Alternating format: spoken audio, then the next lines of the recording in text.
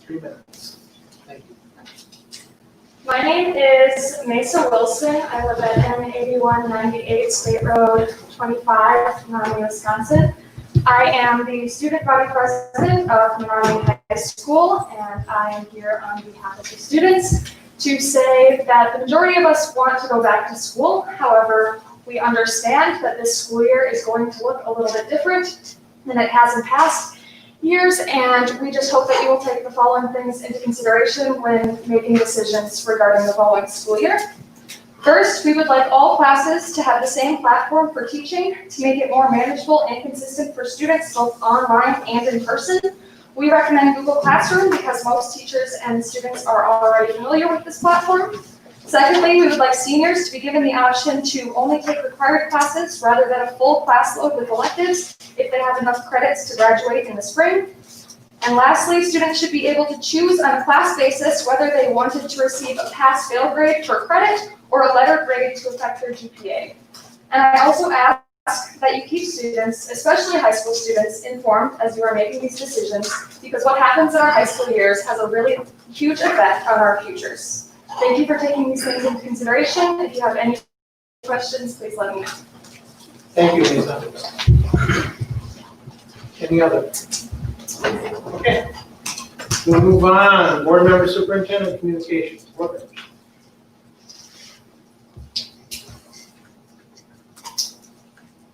Anyway. I just wanted to say how nice the collaboration of the coaches are for the weight and agility time at the high school is going. Super smooth and boosts the confidence in a handful of kids that we've seen. So much appreciated, much appreciated. Thank you. Anybody else?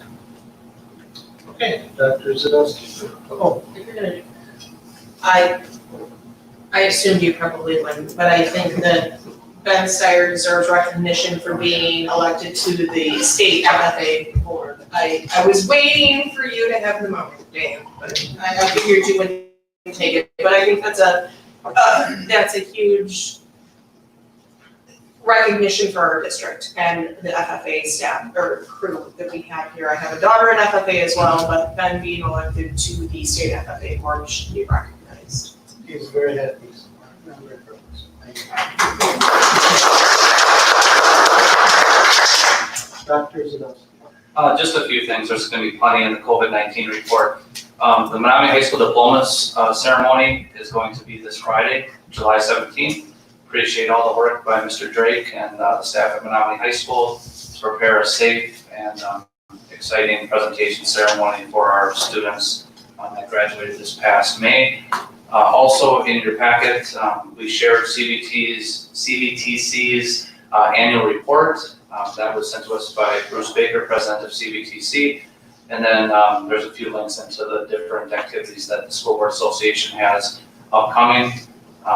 Please contact Jamie if you need any help registering or anything like that. I guess the only other thing I wanted to mention is summer school. We've had a really nice turnout for our virtual summer school program. Our teachers have done a great job. I had the opportunity on Friday to watch 2 sixth graders play their band instruments that they just received. And it's really, I was super impressed. The teacher started the Zoom session, it's all virtual, by talking to my kids, Eric and Ellie. First Eric went and he was asking Eric about, what he likes and playing baseball and fishing and things. And really, when we talk about these social and emotional learning components, our teachers do such a great job with that, even across the virtual offerings. So to see that connection and then to see the music go beyond that was really exciting. So I know there's many other teachers and many other students who are experiencing a very similar type of summer school. Okay, thanks, Joe. Item 8, sorry, Amy. I have a question. You said July 17th. I'm just curious how they're doing it, how they're doing the diploma. So there's going to be socially distanced stations through the high school. Students, along with a select number of guests, will come in. They'll register. They'll go through stations that are socially distanced, and then ultimately they'll get to the gym, go across the stage, receive their diploma cover. I believe Dave and Penny and Clint and Tanya We'll be handing out diploma covers. People will be wearing masks because we won't be able to achieve social distancing at that point on stage. And then the student will exit stage, go to the professional photographer, have their picture taken, and then they'll leave the facility. So it's not going to be a full gym or anything like that. It's going to be one family at a time going through these stations to stay socially distanced. Okay, thank you. No shaking of hands. There's like a pre-register before they come, or something? No, it's done alphabetically. There's a time period. I think it's 4 30-minute blocks. Is that right, Mr. Drake? Yep. 4 30-minute blocks based on last name alphabetically. Okay. And they can come in anytime during those 30 minutes and then proceed through the socially distanced stations. Is it filmed or anything like that? No, there's no plans to film it as far as I know. I know there was a film earlier that was on, like, you know, Right, the virtual graduation. Yeah, that was already. that's fine, I was just curious. Okay. Just to remind board members, refresh your computers, it'll change the agenda up so that it's accurate as you will. Okay, item H, monthly employment report. Any questions on that? Okay, the consent agenda. We have a motion to approve. Penny, is there a second? Second. Clint? Any discussion? Consent agenda includes minutes from our regular board meeting on June 1st, our special board meeting on the 15th, financial reports, donations in excess of $1,000, along with meetings from I guess we have the some interest in smart things included there as well. Okay, no more questions? Jamie?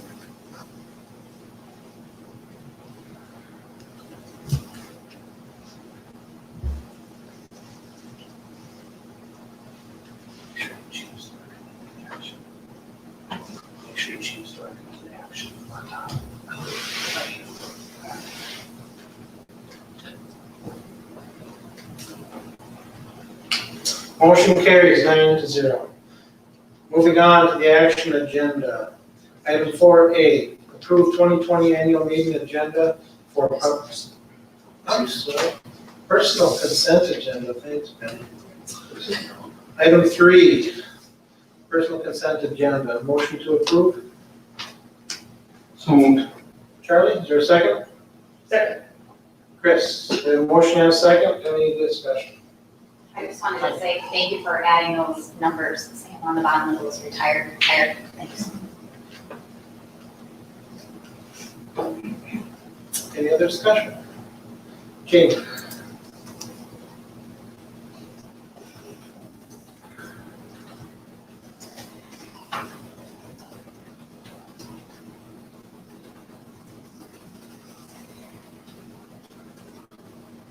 Motion carries 9-0. Moving on to the action agenda now. Item 4A, approve 2020 annual meeting agenda for publication. Do I have a motion? So moved. Clint, is there a second? Second. Charlie? Okay, we have talked about this some previously. Does the board have any questions on this at all? David, I would just like to point out that it's a very similar agenda to what's been used in the past several years for our annual meeting. It's set up for August 24th, 2020, 6 o'clock p.m. at the high school. Questions? Clint? I assume is that gonna be the multi-purpose instead of the tiered lecture hall just for spacing, because we're pricing it. Yeah, that's probably a good idea. We'll have to think about the seating and It's a ways out, I was the just. capacity. Right now, it'd be scheduled in the tiered lecture hall that can seat about 100. We obviously wouldn't be able to put it to capacity with social distancing, but with the screen and everything in there, we'll probably try to keep it in there if we feel it's a safe environment. I think we can stagger the seating enough. There usually aren't that Yeah, many we usually people. don't draw too heavy a crowd. Any other questions? Okay. Oh.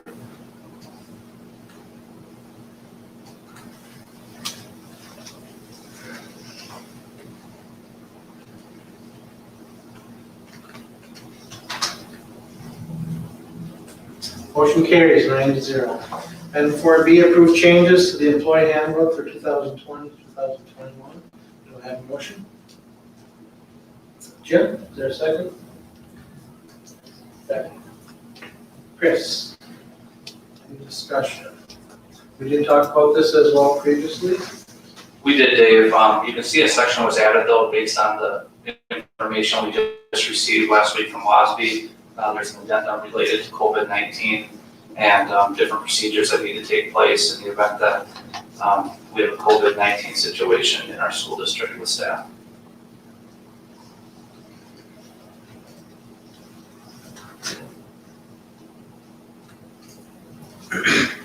Any questions from the board? Okay, Jamie?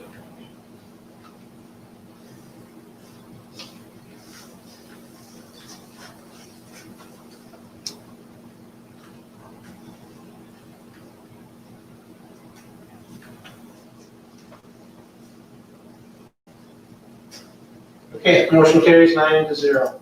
Item 4C, approve temporary change to the student eligibility due to COVID-19. Is there a motion? Make the motion. Kennedy, second. Charlie? Nope, we're gonna talk about this a little bit. I think it's pretty self-explanatory, but the WIA board had unanimous approval of relaxing eligibility requirements for the fall based on how last school year ended. Mr. Mayor and Mr. Drake talked to coaches at the high school, and everyone was in support of this. It's hard to say exactly how many students this might impact, but we're estimating probably around 12 students. Any questions?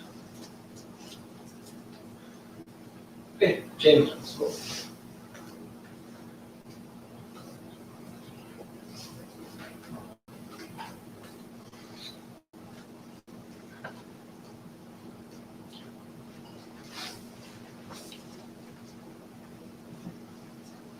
Motion carries 9-0. Item 4D, approve changes to the 2020, 2021 district calendar. We have a motion to approve. Jim, second. Chris, thank you. So this is something new, but we felt it was important to get it out to the staff as soon as possible. In our planning for the beginning of next school year, we think it's really important that staff have more time to collaborate. Certainly the beginning of this coming school year is going to be different than any school year we've had probably ever. And we did have a professional development day scheduled for Wednesday, November 25th. We think it'd be much more valuable to bring staff members in an extra day early in August, so that'd be Monday, August 24th. We're totally changing professional development for next year. We had a speaker lined up to come in and present in October. That's been pushed back to the following school year. We just know that our staff members are going to need a lot of time to collaborate and communicate about how school is going to be offered here in Menomonie during the pandemic. So along with the other professional development changes, we felt that a calendar change was important. There could be additional calendar changes coming as we continue to work with our staff, but we think this is an important first step. So we ask for your approval tonight. Discussion.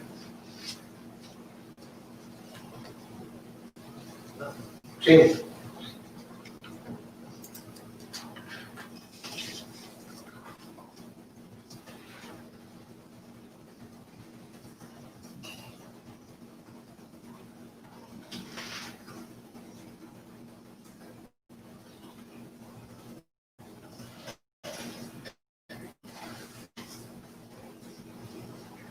Okay, motion carries 9-0.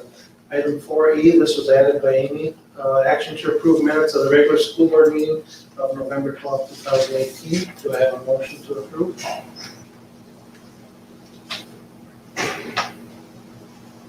Would you like me to explain it before you call for a motion, Dave? That's fine. So Margaret Bryce had contacted me and she had some questions about different board actions from the past.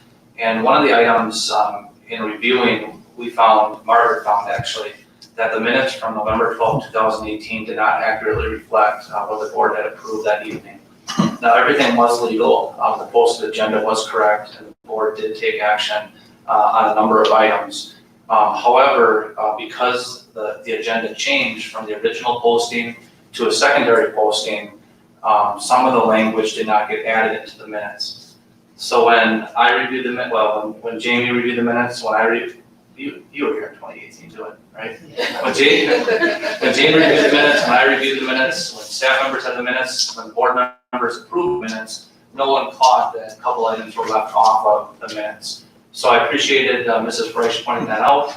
And at this point, I did cross-check. I looked at the agenda to ensure that everything was done legally, which it was. Now it's just a matter of making sure that the minutes accurately reflect what happened at that meeting. So we're asking for your approval of the updated minutes tonight.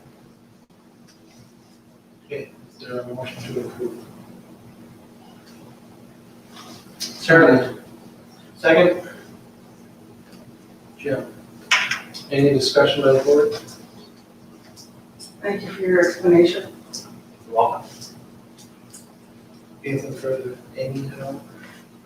The only thing I would say is, we got another email from her, and so I think she was feeling, maybe just by speculating on that she was feeling like you didn't answer her question. So I don't know, you might want to just revisit her, I don't know. I've had probably a dozen communications with Mrs. Bryce over the last 2-3 weeks, so I'm pretty sure that her questions have been answered, and if not, I'll certainly follow up with her again.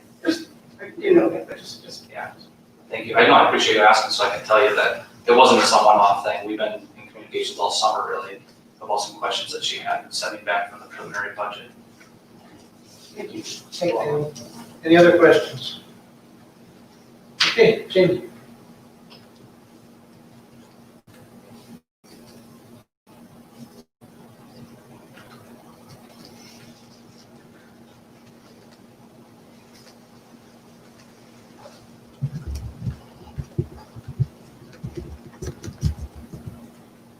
Motion carries 9-0. Okay, now we move into the discussion items, policy review. Our first item up is the COVID-19 report. Anybody getting tired of COVID-19 yet? It's really been something else, but I'll tell you, we have a great team working on things here in the district.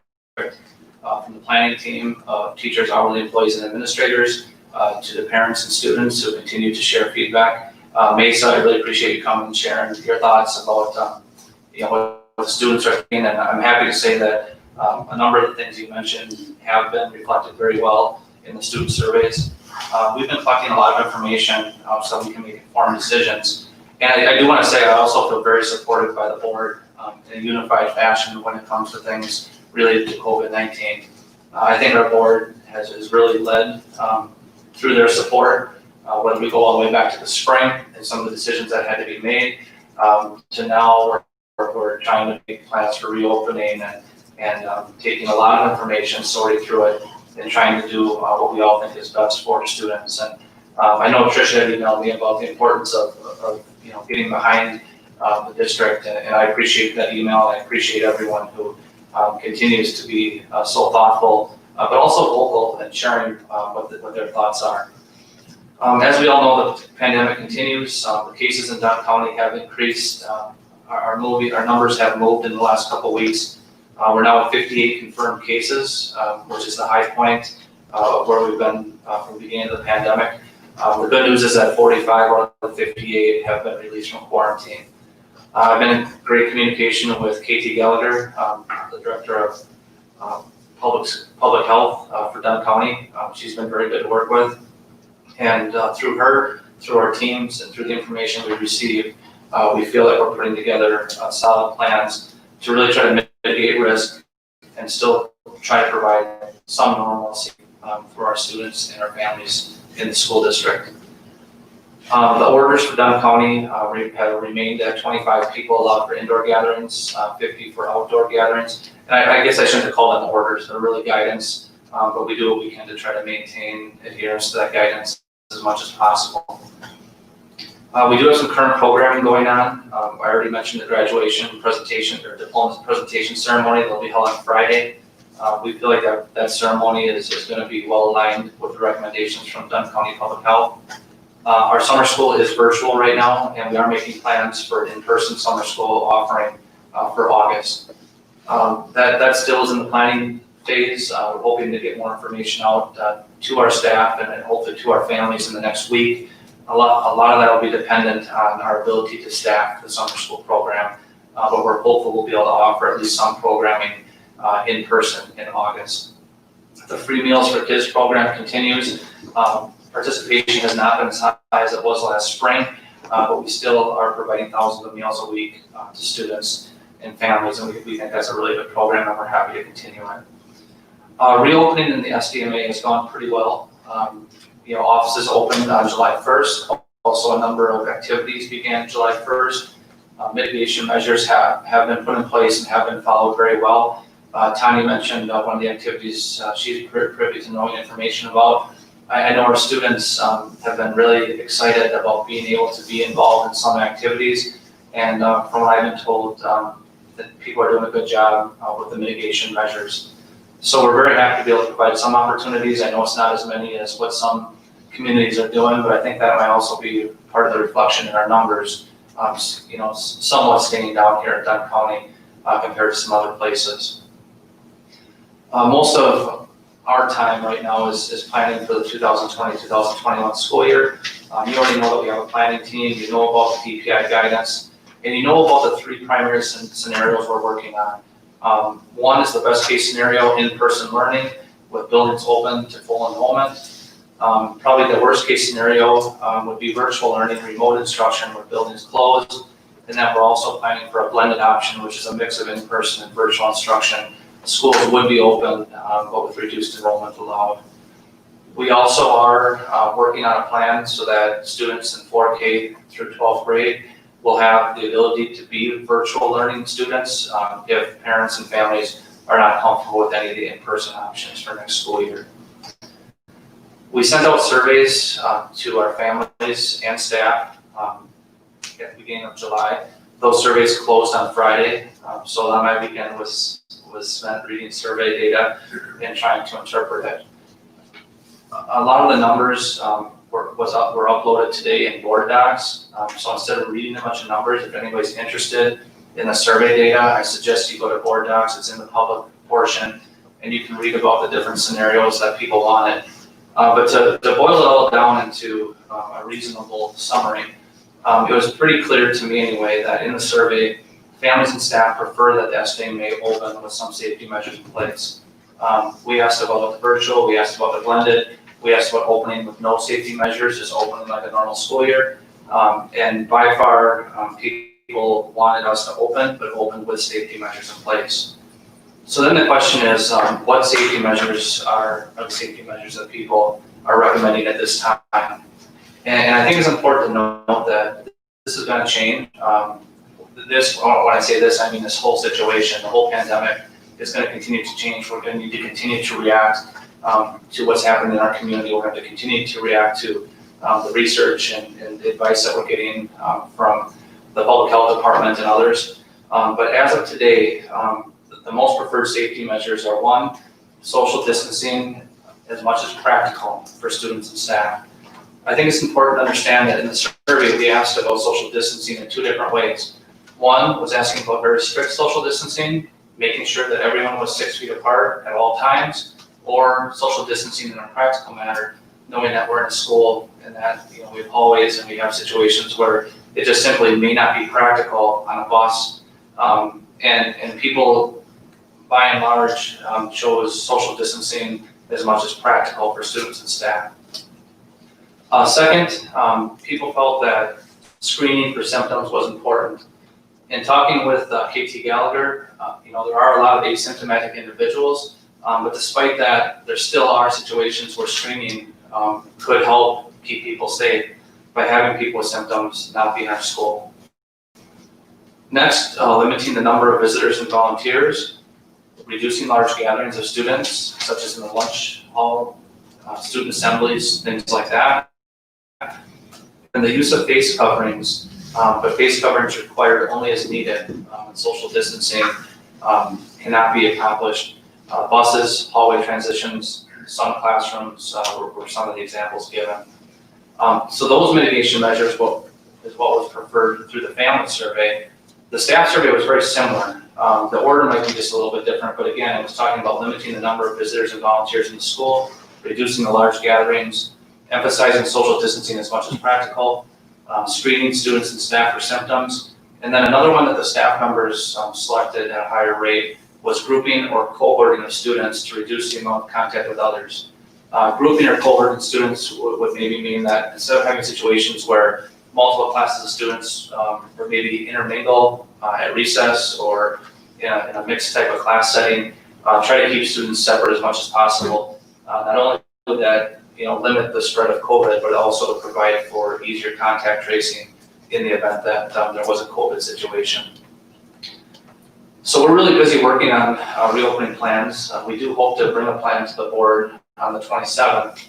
But we certainly know that whatever plan we have, we're going to have to do some additional hiring. We're going to have to build building protocols, and then we are going to have a registration opportunity for students who would prefer to have the virtual option.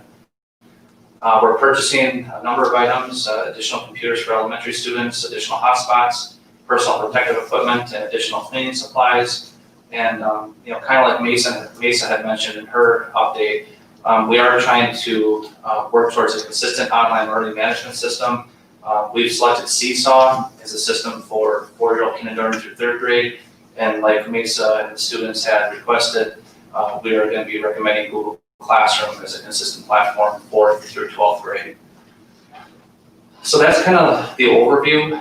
But what I'd really like to hear from the board tonight is more about your thoughts of reopening, what the board's thoughts are in terms of preparedness.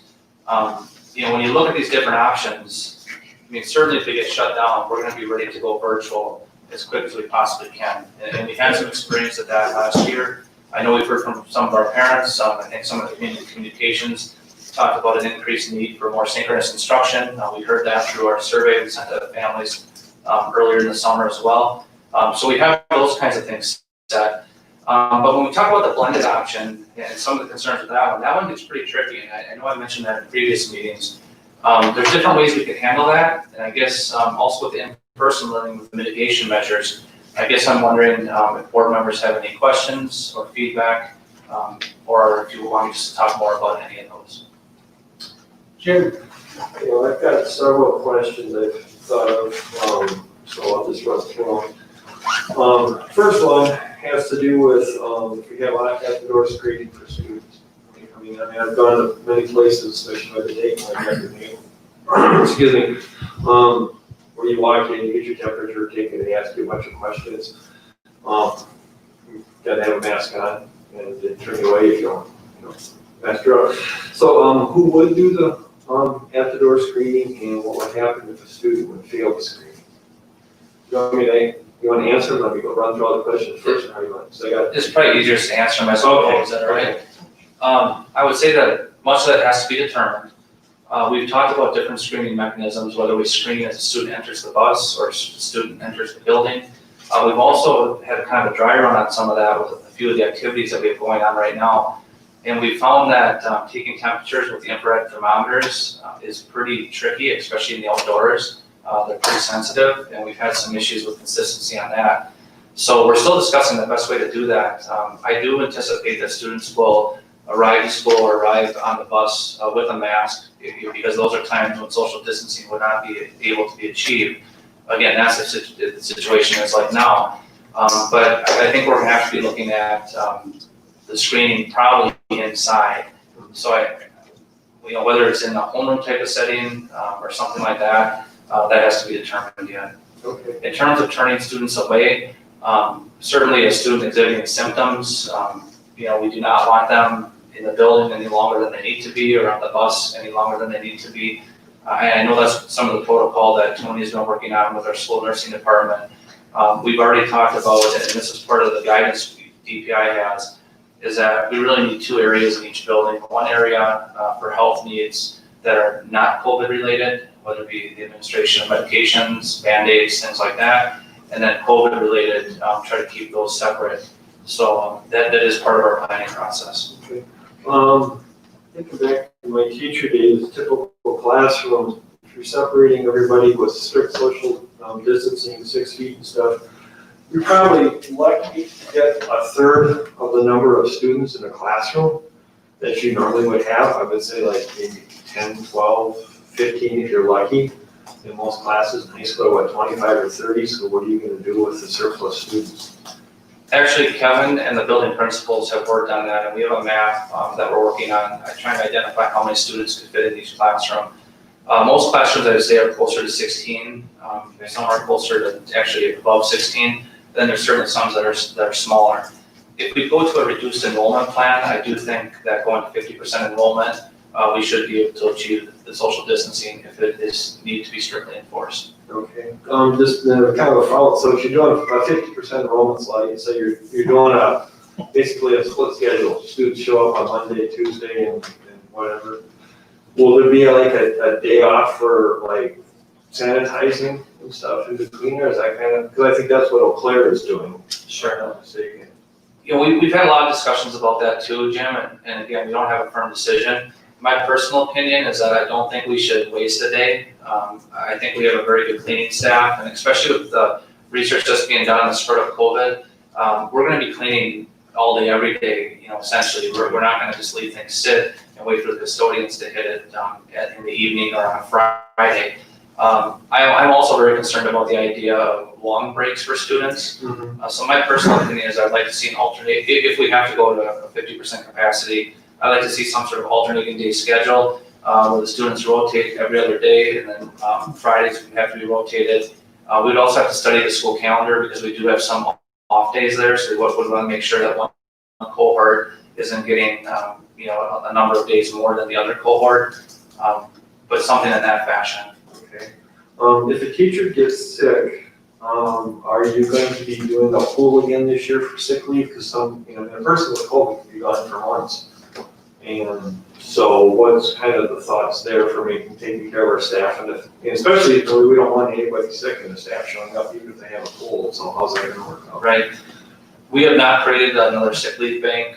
That is something that we're studying though as a potential. A number of our staff members have leave available, and you know the leave policies, most employees anywhere from 1 day a month to more than 1 day a month. But you're right, if someone has a COVID situation, we may have to look at, I mean, the FMLA work, also some of the new guidance that the government has come out with. The time off isn't necessarily the issue, it's how much paid time off. So sick leave bank is something that we're considering again for this school year. Okay. What's gonna be the trigger to shut down either a class, a school, or an extracurricular activity? Like one student gets sick, two, you know, a teacher, what are you thinking about there to make sure, you know, if something does break out, we're gonna stop it?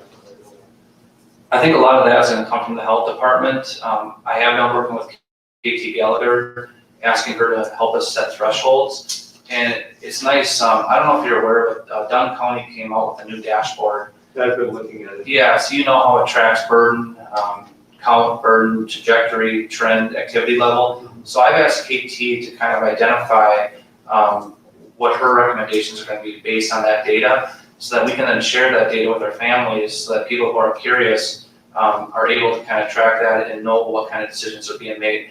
I try to equate it with KT similar to calling a snow day. You know, it's one of those things, if it snows 8 inches, everyone's, you know, thankful that you closed school, well, most everyone. But if you're closing it based on a forecast or based on something that people can't see, those are the days where you end up getting a lot of calls. Yeah. And something like this with COVID, you know, unless you have it or your family member has it or you know someone close to you has it, it's really something that's more unseen. So I think it's going to be very important to have those thresholds set before the school year starts. And it's one of those things too, I mean, all of a sudden, you know, you get a number of cases in a week, and by the end of the week, you're flustered or you're upset because someone close to you got it. That should not be impacting the decision. The decision should be based on predetermined thresholds, and that's what we're hoping to have set up before the school year starts. How many masks are we getting from the DPI? Is they were sending out masks? I believe it was 7,500, 7,000, something like that. So we could easily supply masks to everybody in the district. Yes. I talked to the supplier, and I believe those masks are good for up to 15 washes. So I'm not anticipating that they'll last us the entire school year. So we will be ordering masks. We also are going to need some disposable masks in the event that people show up without a mask.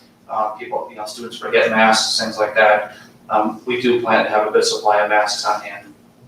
And well, just the last couple things. I've heard from two constituents. There was a letter sent out to middle school parents about orientation. Okay? And they were both very, very upset because there's absolutely nothing in the letter about COVID-related precautions. Okay? And they were like, they were stunned, I guess, that it wasn't addressed in that letter welcoming them to the middle school. So that's just something to throw out there, not really a question, but just feedback I got. Did you have them contact the principal? I suggested it, I don't know if I did. I said, Okay. yeah, we have to food chain, but, so we'll see. And then finally, just to kind of, I think it's really important, make sure that we get this right from the beginning.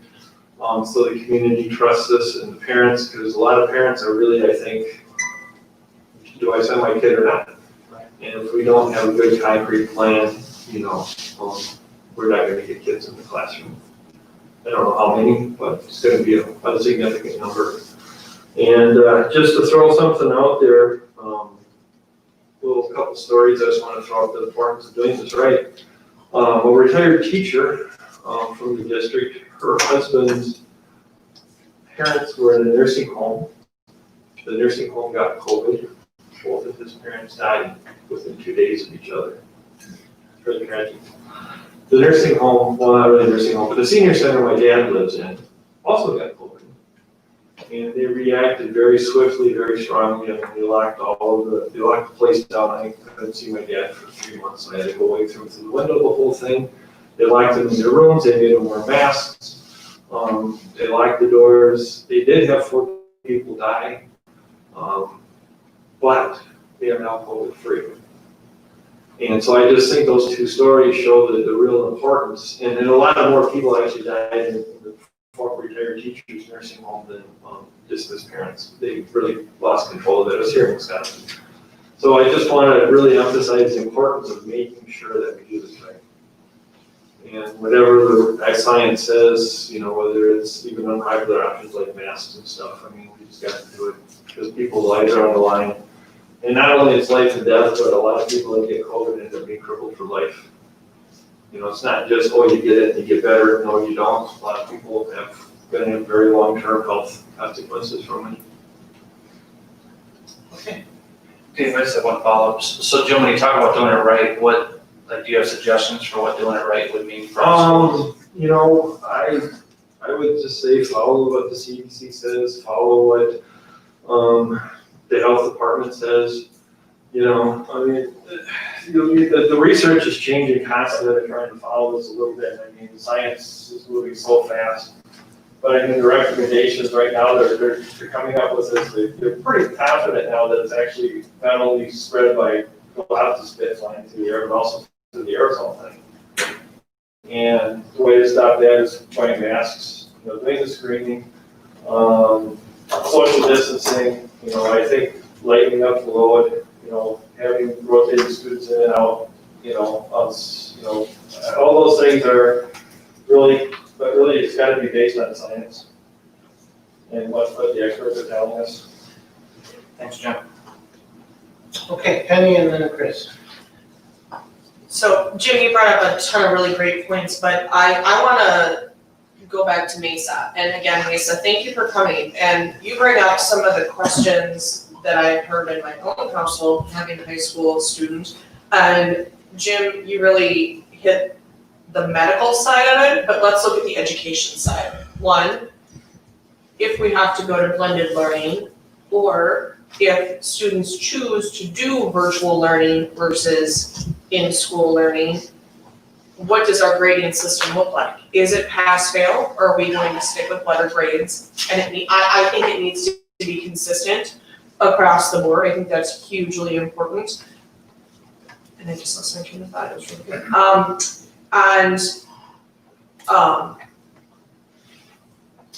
I lost it. We can come back to it. Thank you, sorry. Chris, speaking. Okay, one thing that would be great, and this is, we're going through the same thing, it's obviously, is that people need to have information like more quickly than how the institution's able to produce it, so they can make decisions about their kids.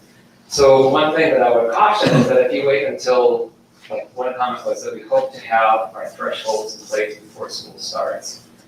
Well, parents need to know that at the beginning of August, which puts you in a horrible situation. So what you might want to think about doing is setting up a structured way in which you think about what your priorities are, and then figuring out maybe 3 different scenarios by which that you'll make the adjustments to like 50-50 learning, or thinking about the way in which you want to figure out when you're going to go to all online. Because if you don't get that early, reaction to the COVID spread, which is going to happen. I mean, it's going to happen. It's happening now when we're not even in school. So understanding that that's the reality, we really want to think about like how we handle those things right away. So the first precaution you have to be is setting a quick threshold for reacting to prevent the spread, because it's gonna, like Penny was saying, it's gonna hurt their educational outcomes, but it's also gonna hurt them worse if we close down and go to all online. So one thing I like that you said is that you said that masking is gonna be required on buses, and that's super essential. But maybe we wanna think about if we're giving parents masks at home, maybe we should give them thermometers too. I can't tell you how many people in our community don't have these things to check on their children before we get them on the bus. We're talking about a community that's got about 26% poverty rate, and that's tragic. So a lot of these basic things that can help curtail a parent putting their child on a bus, those things could be considered basic. So Chris, do you mind if I interrupt you just for a second? Yeah. Tony, could you explain the thermometer program in just a minute? Want to stand up maybe? Go towards the wall maybe? Through our nursing program, so Rainy, we were asked to participate in a thermometer program, which will impact the majority of our elementary families, free and reduced. They'll get access to an app and a thermometer at home. So we're not quite sure when that program is going to start or when we're going to be able to get the thermometers. The program started before COVID, and so we're just got asked to be a part of it, and then COVID hit. So that could be the delay in our thermometers. But we are signed up to participate in that program. So, and then families can opt into the app and then track symptoms, and it will help us track. It's intended to help us track things like strep throat, other types of illnesses that we try to track as a health department, but now COVID hits, and so it'll help us also track that. So as soon as we get the sign-up information, we'll be sharing that with families, eligible families, to receive a free thermometer and then the tracking software. And we've talked about that with our screenings. We recognize that not all families are able to screen, whether it be limitations with technology or the thermometers themselves, or in the event that a family member is not present when the child wakes up and gets ready for school. So we do think it's going to be a multiple pronged approach to screening, but I would anticipate a large portion of the screening being done in school. Oh, Chris, anything further? Yeah, was that a I'm gonna follow-up? piggyback off you anyway, so go ahead. Okay. Okay, so that's great, and getting information out to folks is really important. Another thing that's interesting and I'm sure you're not operating by these guidelines, but there's been so much misinformation about how COVID spreads and what the risks are, especially in our community. Using a survey of people that aren't necessarily well informed to create school policy, that's kind of problematic for a lot of people. And so when you just said that you're really going to be using expert opinion, you're really looking at the way in which the experts are informing you, I think it's important we would share that with the public as well, that even though they've got preferences for the ways in which they want to see the school year unfolding, that you actually are going to take charge of the situation and make sure the kids are safe. So one thing that I've been missing a little bit is that, CDC guidelines are pretty specific. And I haven't heard a lot of mention about okay, which ones we're going to follow, or how we're going to order our priority for those, or how we see that's delivered in our community. So a science-first approach to how we think about managing the classroom, I think that's super important to do, and to make sure that the community knows that you're not basing this on the court of public opinion, but you're really looking at the hard science behind it to make some tough decisions about what keeping kids safe instead of. So the last thing, I'm having a similar moment. City It's movement. a lot of things, believe me, it's a lot of It things. Oh, man, you're not kidding. Let's catch Penny's point quick, if she remembered. I remembered, but I'm, Chris, were you finished? I'm sorry. We're gonna do the. So you're not- And then we're going to Clint, so. it's gonna be- Yeah, no, and again, I'm flipping back to the educational piece. The other point that I was going to bring up, or the other question I guess I had is, has there been any guidance of what student achievement looks like in the COVID world? What standardized testing looks like? Because there's a lot of dollars that are at stake based on testing and things. And if we're doing, if we have to go to a blended environment, you know, a couple days here, a couple days on, a couple days off, or, you know, if we have students doing a virtual environment, what does testing look like? What does that, what do the funds look like for our district at that point? And what does testing look like? Because our student achievement is something that because of COVID has been kind of pushed off to the side, and I think it's still vitally important.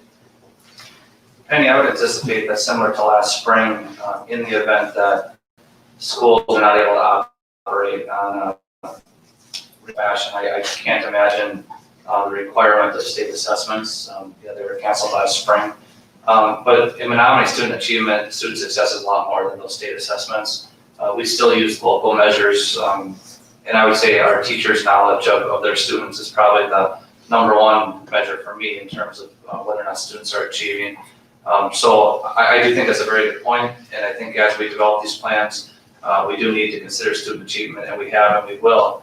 And I think that's also one of the reasons why when we look at even the virtual program, you know, it wouldn't be run like it was last spring. I really applaud our teachers, and I'm proud of our teachers for the great efforts that were made. It's very disturbing to see some comments at the national level about teachers checking out or whatever that was, you know, during the school closure. That did not happen in Menomonie. But to your point, I'm very confident that our teachers will do whatever they can in whatever environment we're in to make sure our students can achieve the best possible outcome. Just to, yeah, I'm probably one of the least favorable of state assessments and those types of things, and I agree. Our teachers have the best knowledge, but I just know the dollars are tied to some of that, so I'm more worried about the funding for Yeah, our I district don't- based on that and what it will look like, because funds with a lot of the other things that are taking place are depleting. I don't think that's gonna be an issue. Brian, you're funding to be an issue with assessment this coming year? I don't, you know, DPI has had some initial conversation about what assessment might look like, but also identifying that they're going to be responsive to the environment. Most of the funds that are tied to state assessment are federal funds, and while those are important funds, it is a smaller portion of our overall budget. And right now, you know, our communications are not that those funds will go away.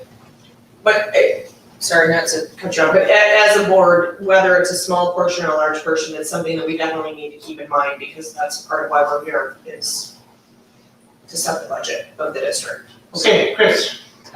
Great, okay, so another, I'm gonna trigger close talking, because we've been going down to Rochester a lot too, and they got a slick operation down there, but like, the timing to get the amount of kids that are coming to school at that time is much bigger a challenge than Rochester is facing.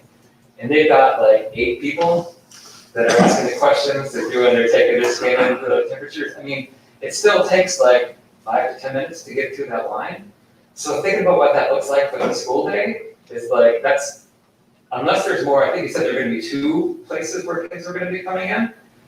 Unless you've got a huge amount of staff that's gonna be corralling the kids in there, that's gonna be a big chunk of the school day that's gonna be going into the temperature testing. We may have to report to homeroom and screen in homeroom.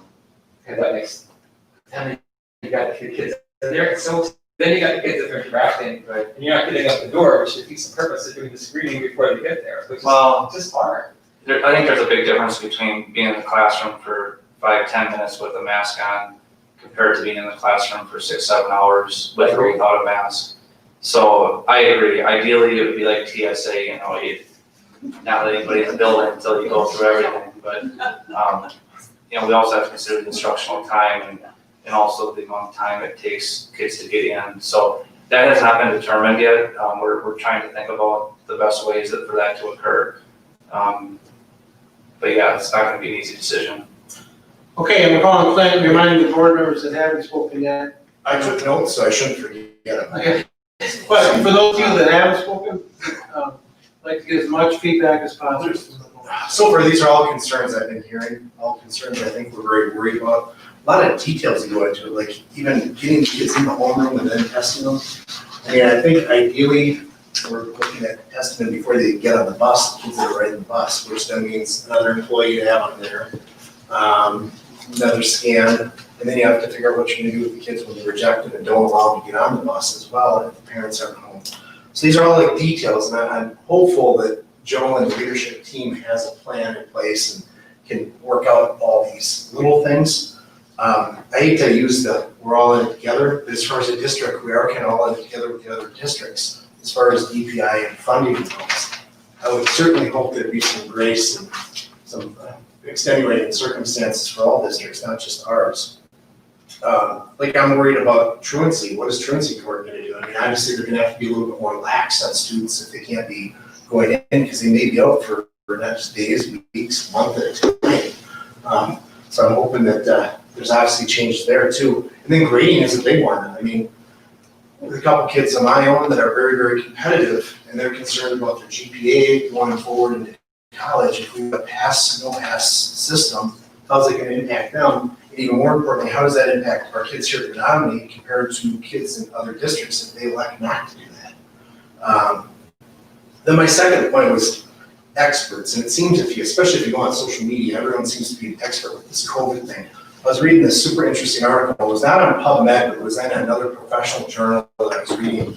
And I get to the end of it, and it was on epidemiology and the infectious rates and how it's spread and all this stuff. And the professor that wrote it was actually a physics professor. I think physics professors are super smart. I'm just thinking that's kind of outside their scope as far as infectious diseases are concerned. But everyone has their own expert and they can basically counteract any other experts that are out there. So making sure that Joe and his team is using the gold standard, the CDC standard, and not just anecdotal stuff that's out there as well.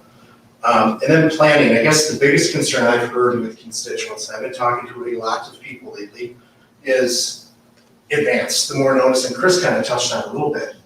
It's really tricky for us because the parts are all moving. But parents really want to know. I mean, I've heard from both sides of the fence. Like take the mask, for example. I've heard a lot of people, if my kid has to wear a mask, we're going to go to St. Paul's, or we're going to go to a private smaller school that doesn't require them, we're going to go online, so they're going to go outside the district. But then I've also heard people say the other thing. So the only thing that's real certain is, regardless what we do, there's going to be people upset and unhappy. So I am very thankful. I'm just giving guidance on this, and in the end, it falls on Joe and his team, and I have full confidence in their abilities. Well, thanks, Clint. I do want to point out, and we asked families, about whether or not they'd be coming to school. And I was actually very happy with the results. I think in the event that we try to put the best plan possible forward, that includes as much in-person instruction that, as we can, that provides mitigation measures aligned with the experts. I do think a large majority of our students will be in school next year. It was interesting to me looking at it that, the idea of going fully virtual, that was listed by over 1,000 people as not an acceptable option. In fact, that option was worse than having school with no mitigation measures in terms of. I would suspect those are parents of little kids for the most part, because in talking to people and my personal experience, it's the younger kids, the elementary kids that are most concerning on that. So, I think with our planning, I think we have a pretty good idea of what the virtual environment will look like for those people who are either upset that we have too many measures in place or upset that we don't have enough measures in place. And I think we can offer a very good virtual program. The in-person program, I think we can do a good job with that too. I mean, we know how to run in-person school. Certainly, there's gonna be a lot of questions that are being answered, need to be answered, will be answered. Hopefully, by the end of this month, like I mentioned, July 27th, we hope to have as much of the plan possible for the board to approve. Hopefully, that plan will include thresholds, if we get them from public health. But for sure, by the start of the school year, this plan is gonna have to continue to be revised and worked on, and as our staff members come back, I mean, there is gonna be some moving parts to it, there's no doubt. The one that is the most challenging is the blended plan, the plan of reduced enrollment. And that's the one that's been keeping me up at night, trying to figure out the best way to do that. And I know I've had some conversations with some of you. 50% enrollment at the high school, I think Mr. Drake and his staff will be able to do a really good job with that. I think the older students probably, that type of learning, they can adapt to it a little bit more. Certainly, as you're 15, 16, 17, 18 years old, I think you have some capabilities that you don't when you're 5, 6, 7. We are looking at moving the high school to more of a block schedule.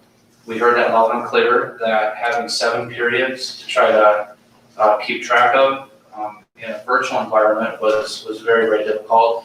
Can't imagine what that would be like in a blended environment where you're coming and going from school alternating days. So we're looking at using more of a block schedule at the high school and kind of alternating by quarter, whether or not we're in person or blended or virtual, but reducing the number of courses that students would have to keep track of at any given time. That does hurt learning. I'm worried about the continuity of some of the classes. For instance, if you're taking geometry, you may have geometry in a block first quarter, not have geometry second quarter, and have geometry again third quarter. But I do think that loss of continuity is worth it when you talk about a student, high school student, trying to balance 7 courses compared to 3 or 4. The middle school, I know Mr. Betcher is looking at the alternating schedule and looking at ways to try to prioritize core areas. In the event that we have to go to some sort of alternating schedule, some coursework would have to be done in person, some coursework would have to be done remotely. And some courses like vocal music, there's been a lot of research that that's probably not a good course to be offering in person if students are going to be singing, especially in a group atmosphere. So, Mr. Betcher's looking at the encore areas, and perhaps some of those encore areas might be better options for the virtual component of a blended schedule, whereas prioritizing the core areas for the in-person instruction is something that I know Mr. Betcher's considering for the middle school. The elementary school is really concerning to me. It's really concerning to think about kids, especially 4-year-old kindergarten kids up through 5th, 6th grade, not being in school every day and knowing that some of the challenges that their families have. And, when you look at, the daycare situation for many of our families, we asked a question about that. And I'm just pointing it out real quick. 64, almost 65% of families said they would not need daycare, but that was K-12. If we look at that from the lens of elementary school students, I'm sure that number is much different. Are there any other questions from board members at this point? Or comments? Tricia? Well, a lot of the questions I had either will be answered with the plan and, or somebody's already asked them. But the one thing that comes to mind is, what does liability look for us? At the end of the day, if the teacher or a student gets sick, some sort of idea, if you have that idea of where do we stand with that? Well, there's always liability in what we do here at school, and certainly everything we're doing in good faith.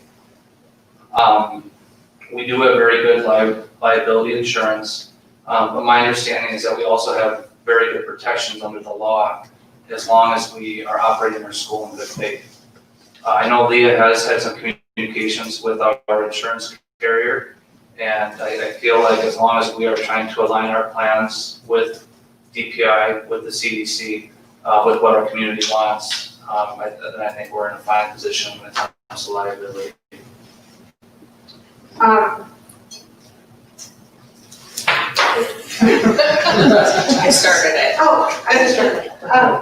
So, and it's really more of just a comment. I mean, beyond policy and us creating policy and us supporting you, which obviously I think we should do, because we truly do need to come together on this. And I guess I'll just speak for myself, because I can only speak for myself, but if there's something I can do to volunteer my time to help make this a little bit easier, and I don't know what that would look like, screening or whatever it looks like, but I just have this like huge desire to be part of the solution. I can't even imagine the pressure and stress on all the administration's backs right now. Well, thank you. Other board members, Chris, Charlie? I'll let you after we. First of all, Tricia, there's some great guidance on the WASB website on liabilities for schools as it relates to COVID. Some good documents by Gallagher, which is an insurance company, is one of them that I looked at the other day. Some ways, I think the good news and the bad news is there's no right answer to this. So, but on the flip side of that, no matter what you do, some people are going to be upset. And I think you just, to some degree, have to do the best that you can do, and it is what it is. Even just the documents that we got this evening, some of them said, if this, I won't come, and others said exactly the opposite, I won't come. So we're not going to be able to please everyone. We just have to do what's right, follow the science, as Jim and Chris both said. And I think you've got a good start. One thing, maybe if possible, to Trish's point, maybe could we look at a draft or something like that before the board meeting so that we can come really prepared for the board meeting, not get it on Thursday, you know what I mean? That might be something that we could help with, or at least be able to digest it a little bit more ahead of time, if possible. That I know it's going to put a crunch on you guys because there's a lot to do in that draft. There's a lot of, and there's so many moving parts here as well that you know, you have multiple targets that are all moving. It's not going to be easy, that's for sure. I guess one of the questions I have for the board with the blended enrollment plan, in studying it, I do think there is a way to do it where we could prioritize our younger grades. In talking to my colleagues, I do think that some of the measures we're talking about, excuse me, some of the measures we're talking about here in Menomonie are more aggressive and more based on science than what some of our neighboring schools are planning to do, and I'm proud of that. I do know though that my colleagues and I are looking at ways to look at the needs of families and look at the needs of children at different levels. You know, a lot of what we've talked about in the K-12 approach, other than the absence of what I just mentioned about high school and middle school schedules. When we look at the elementary schools, when we look at the map, and Jim had asked the question of how many students we can fit, if we are forced to go to strict social distancing, we would not be able to keep full enrollment at our elementary schools with our current staffing and our current setup. In studying the numbers though, and studying how we could possibly offer school, I do think there would be a way to take our youngest students in elementary school and possibly even the sixth graders first entering the middle school. And with additional teaching staff, I do think we could reutilize some other rooms that may not be needed. We could use some spaces that typically aren't used as classrooms, whether we're talking about a library media center, whether we're talking about half of a gym, possibly even a commons area or cafeteria in some of our elementaries. I do think that if the board wanted to commit to that and we got started right away, I think it would be possible to offer a socially distanced option to our elementary and sixth grade students. Now, it's not cheap. It's not cheap at all. Because if we look at that and we look at having 5 grade levels at the elementary school and what it would take to reduce that enrollment, we're probably looking at about 5 teachers for each of our in-city elementary schools. So that'd be 15. And then we look at Downsville and Knapp. Depending on enrollment, we may need another teacher or 2 At the middle school, and talking to Mr. Betcher, it would probably take 2 more teachers. But with the addition of perhaps 18, 19, 20 teachers and the reutilization of some of our spaces, I think that we could be comfortable and ready for a reduced enrollment option that would not require reduced enrollment at those lower grade levels. Now, certainly we're gonna have to hire, we've talked about this at previous board meetings, we're gonna have more cleaning, and we're planning for that. We may have to have additional supervision, whether it be people riding buses or helping with screenings, or just monitoring areas of higher traffic. But I think by adding some teachers now, we could be prepared for a smoother transition into what most experts, scientists, think that is going to happen in terms of when we get to the cold and flu season, increased numbers, more than likely a reduced enrollment, and then ultimately perhaps a remote learning environment at some point during the school year. So you might ask, what kind of costs are we talking about? Well, I kind of got a lump in my throat thinking about it, but we are probably looking, somewhere around $2 million, $2.5 million.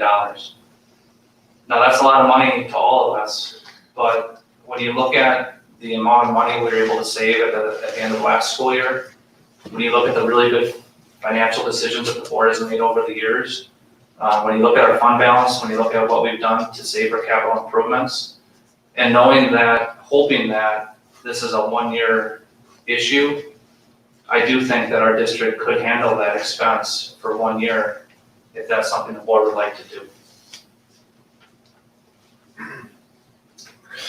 Commissioners first, then Clint. Can we find those teachers? Well, I looked at the applicant pool for a 4K at River Heights, it was 54, 56 applicants for one position. Sam almost fell off her chair while we were talking about this. But to answer your question, yes, I do. I can't guarantee it, but I think if we got started right away, I do think that we would have a very good chance of hiring very good people. It is a destination district for a lot of people. Application pools are not what they used to be, but especially when we have a position like an elementary education position, we typically get a lot of interest. It's kind of a 2-part. She took my first part of the question. The second was, are you accounting for Sam's new assistant as well? And then, have you heard from any teachers that are concerned or upset if we go with this situation and we're not going to return? Are there any that have voiced concern that they might not come back in the fall? There may be some, and we asked the staff that question, and I'm just pulling it up here, Clint. In the event that we open with mitigation measures, I think we're looking at, I don't have the exact number here, but around 5 to 10 staff members, and that's not necessarily all teachers. So I do think most of our staff are planning to return, as long as we take measures that they feel makes them feel safe. I didn't say that right, but you know what I mean. Well, a couple of things. First of all, as far as money is concerned, we're working on that. Joe and I are working on that. He's got that document. He said he just couldn't get to it at this time, too busy with doing everything. But you remember that document from OSB that I brought the templates and shared it? He said he's got more to add to that, and so that may be a way that we can get more money for all the different things we need related to COVID. That's number one thing. The other thing, I kind of want, go with Tricia. Liability, but also I guess my concern is that, let's say, right now we have issues where somebody gets COVID in a bar. So all those people in that bar that were there that night have to go home and quarantine or should quarantine for 14 days, be tested, make sure they're safe, to go out in the community, whatever. So let's say we have a classroom full of kids, 15 kids in the classroom, a kid shows up with COVID. Does that mean all of those kids then and their families and all the family and all people that they're with have to quarantine? That sounds like, a lot of, that's my concern, is how that works. Well, 2 things, Amy. First of all, the money piece. You're referring to advocating for more money for the state, from the state. Mm-hmm. And I do think that's something that we should continue to do. I don't know that that's gonna fix our issue for this coming school year. I think we're focusing more on the next biennial budget, although it's both. So yeah, I do think we will continue to do that. I don't think we can make this decision based on that though. In terms of the quarantine, my understanding is that it has to do more with close contact. And that's why it's so important that we have good documentation of who's in every classroom, where they're sitting in every classroom, how long they were in the classroom. I think all of that will determine whether or not someone would potentially quarantine in the event that there's a positive case in our school. Just because someone comes into the school and is found to be positive with COVID would not mean that automatically the entire school or entire classroom would have to quarantine. But that's why it's important that we use these cohorting models and we have these mitigation techniques to try to not only reduce the spread, but also be able to contact trace quickly and efficiently and effectively. Okay, thank you. If you reduce the size of each class, theoretically, that reduces the number of kids that would have to be quarantined or would have in close contact with someone who their parents came in contact with or whatever.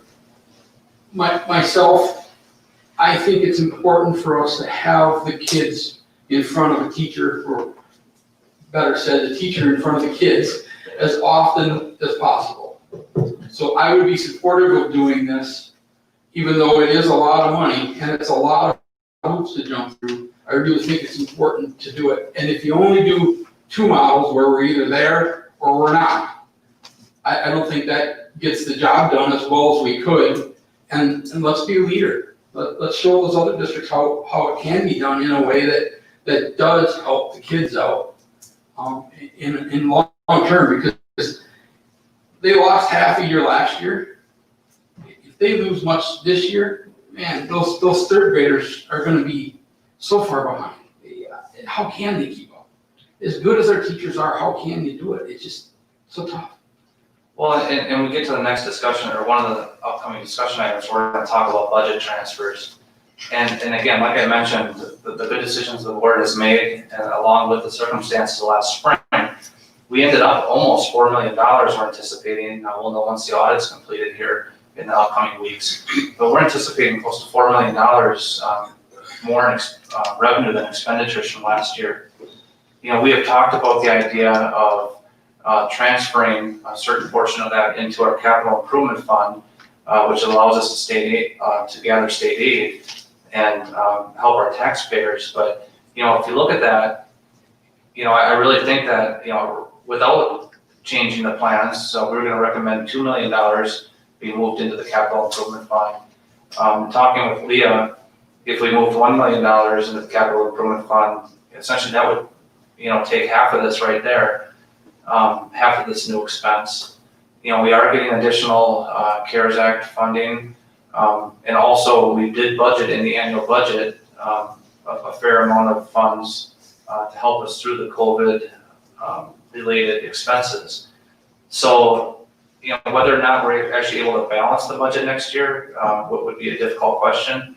But I think if we did that, we could be very close to balancing, and even if we didn't, I think the past decisions to grow our fund balance puts us in a position where, like Charlie said, if we do want to be leaders in our region, in our state, in our country, I do think we could have this plan ready to go, and it would provide us with a lot more flexibility with those younger students, knowing that it's very likely that we're probably going to have to move in and out of some of these models during the school year.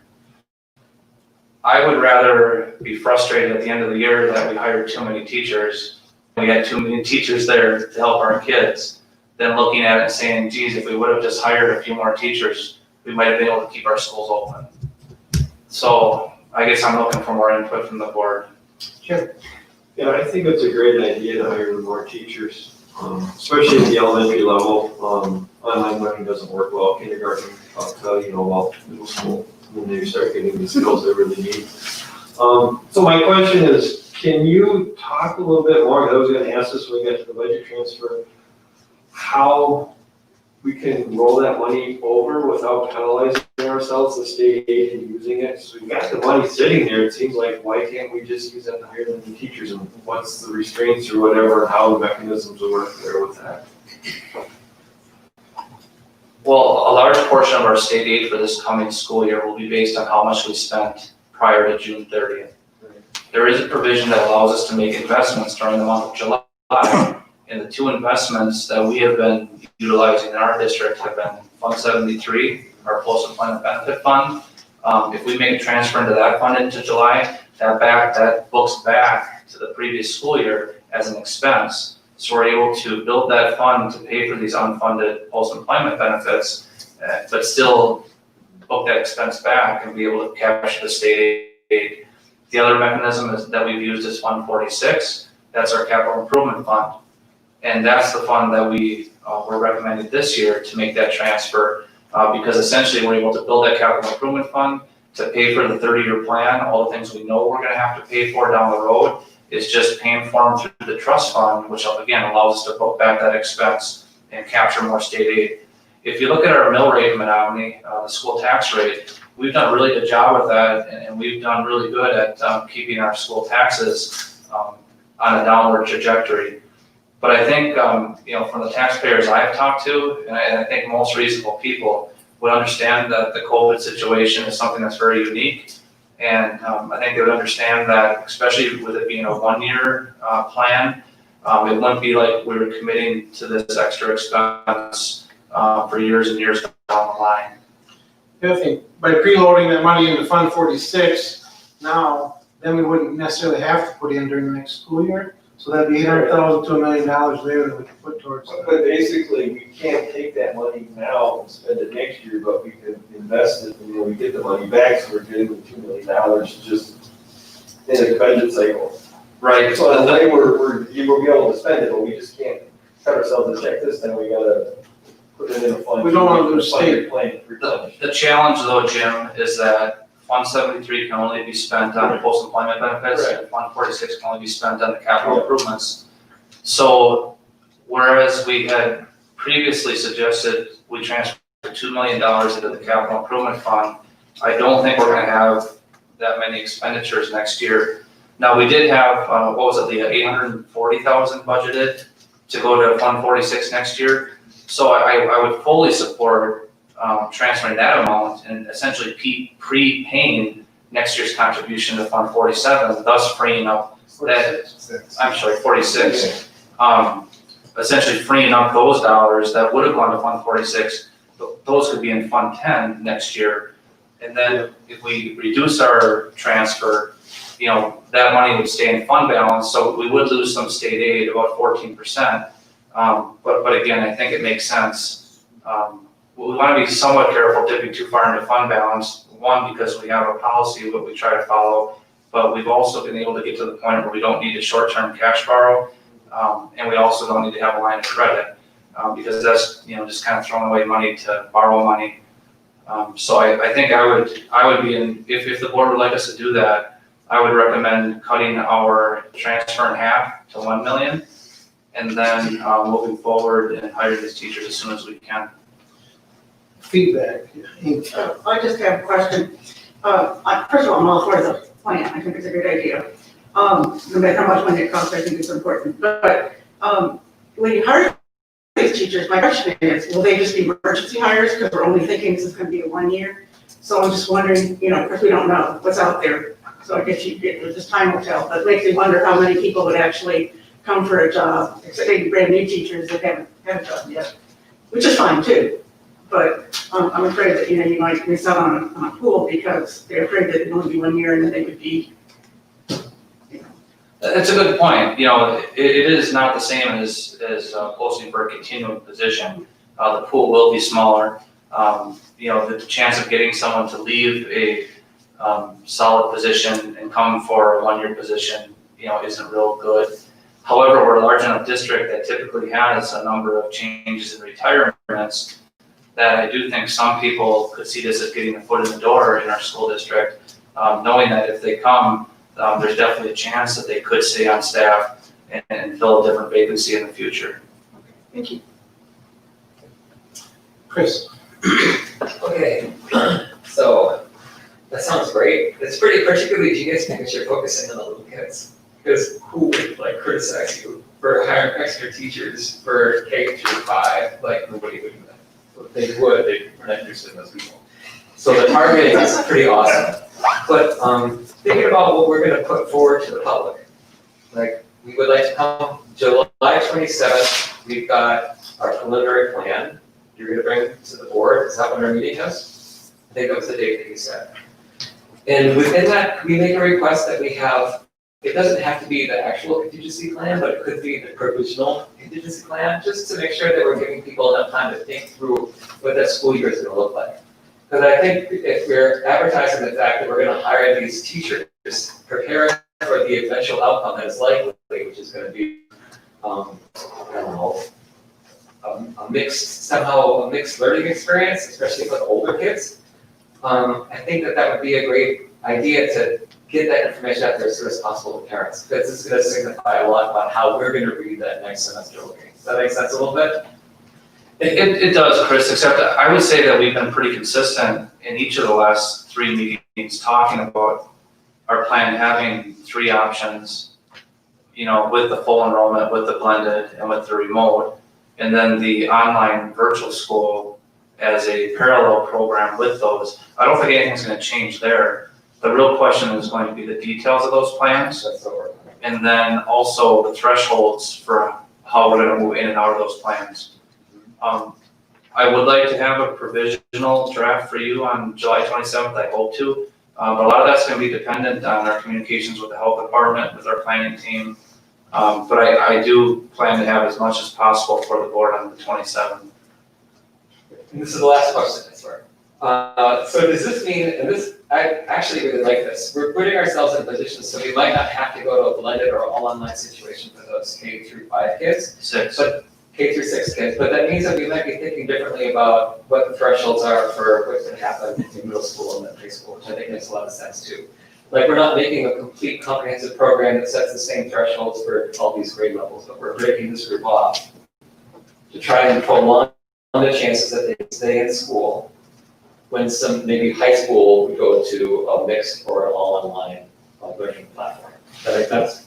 It does, because I think the real indicator there is going to be if we are forced to go to strict social distancing of at least 6 feet. We would not be able to do that in 7th or 12th grade. So if that threshold is met and it's determined that it's not safe for our students and staff to be in that environment, then the step would be to go to the first step would be to go to the reduced enrollment plan, which would be for 7th through 12th grade. Because we would have the additional teachers, we would be able to maintain the strict social distancing at the K-6 level. So that would be step 2. In the event that it's just simply not safe, period, for kids to be in school, then we would go to step 3, which would be fully virtual like we were last spring. Sounds good. Joe, are you confident that we've got the physical space to have these extra classrooms? And then 2, the other question is, why did you include the 6th grade in that as well? Okay. Am I confident? I'm confident that our building administrators and staff are very creative in that they will do whatever it takes to get the job done. But that's kind of been a tongue in cheek. And looking at the maps, Clint, I do think we can make it happen, but it's not going to be easy, and it's going to require sacrifice, and there will be some people that are not happy. We will have to reutilize some spaces. Have you told Kevin that he's gonna have to keep the plow trucks outside this year? We're not going to use the maintenance garage. But to your question about why include 6th grade, I need to give credit to Mr. Betcher on that. In talking to him about the plans, there's a real concern about the 6th graders, especially 6th graders who lost, I won't call it a half a year, but who lost, about a quarter of a year, a little more last spring, coming to the middle school. I think it's really important that those students receive services that are disproportionate to the other students. I think the 7th and 8th graders are more apt to be able to handle an alternating schedule. Also, in my fatherly experience, I feel a lot more comfortable leaving a 7th grader at home than I do a 6th grader, even though I have 2 of them. I just think there's a lot of maturity that happens for a lot of the kids. Not all kids are different, but I do think that more 7th graders are able to handle that better than a lot of the sixth graders. On a personal and parenting level, I agree with you. I was just asking because it does cost a couple more teachers to fill that too. The sixth grade would occur at the middle school. It still would be at the middle school, and actually it would fit in pretty well in talking with Mr. Betcher. I mentioned that we're looking at trying to prioritize the core areas for the in-person instruction. So if you look at that, 7th and 8th grade, when they're in school, if it's an alternating schedule, their in-person schooling would really be more focused on the cores and maybe one on-core or elective type of area. And the others would be the virtual component on the alternate days, along with any projects and homework and such the core area teachers give them for those alternating days. The sixth graders then would be in person, not only for their core instruction, but also those on-core areas. And we haven't talked a lot about social emotional learning, but a lot of the experts talk about when we develop these school plans, we also have to consider and place high value on the social emotional component for our kids.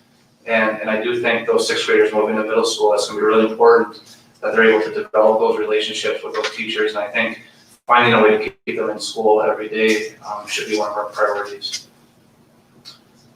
Tanya, you have anything? This was a super cool discussion, like everybody, I don't need to end with uniforms and rainbows, but it was super engaging, and everybody was able to ask their questions, and nobody repeated to try to talk over one another, so I just have to say that out loud.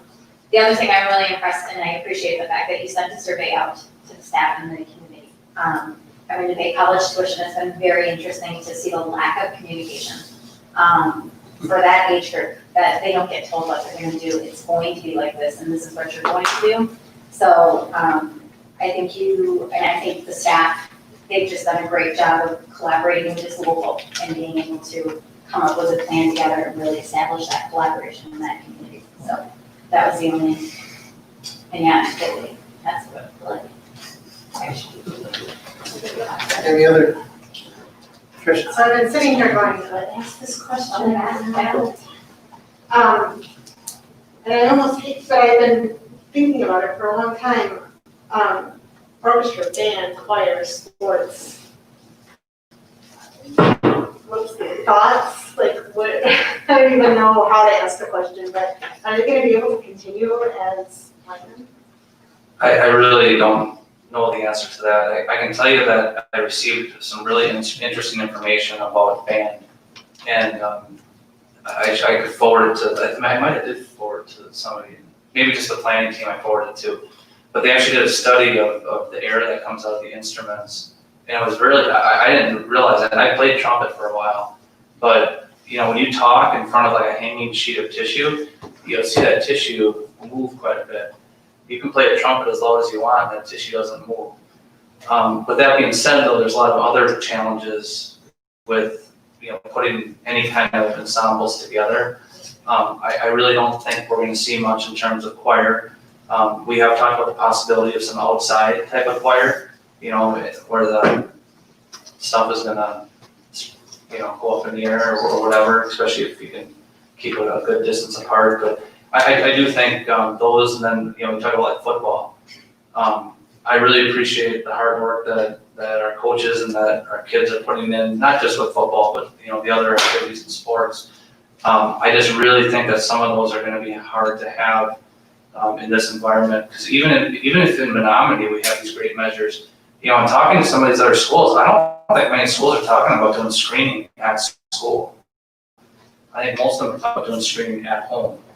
I don't think many schools are talking about requiring face masks, maybe strongly encouraging them. And certainly things are going to change by September 1st. I think we're seeing things change across the country right now. But not only about, if we're talking about interscholastic competition, then it's not just about our kids, it's about, the kids that they're going to be competing against. So I'm still holding out all hope that, the Brewers are going to be on, not the Cubs, but the Brewers are going to be on soon.